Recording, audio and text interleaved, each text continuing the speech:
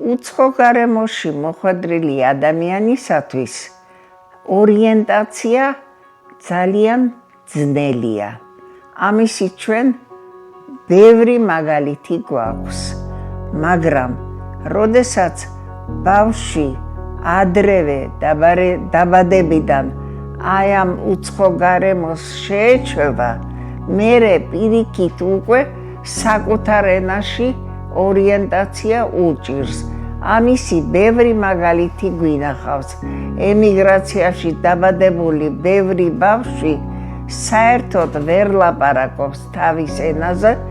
ჩვენ თუ შესაძლებლობა გვაქვს, უნდა შევეცადოთ შევუწყოთ ხელი იმას, რომ ემიგრაციაში დაბადებულ ბავშვებს ჰქონდეთ საშუალება თავისი საკუთარი ენის შესწავლისა, რომ არ იყვნენ ისე, რომ საქართველოსგან სულიერადაც არა მარტო ფიზიკურად, არამედ სულიერადაც დაშორებული იყვნენ.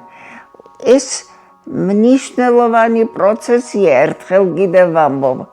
და ჩვენი მოვალეობა არის, რომ მას შევუწყოთ ხელი, როგორც შეგვიძლია. გამოჩნდა ხალხი, რომელსაც აქვს სურვილი და შესაძლებლობა ჩაატაროს დისტანციური სწავლება, ეს ძალიან კარგ წამოწყებად მიმაჩნია და ვფიქრობ, რომ ვისაც შეგვიძლია და როგორც შეგვიძლია, ხელი უნდა შევუწყოთ ამ წამოწყებას.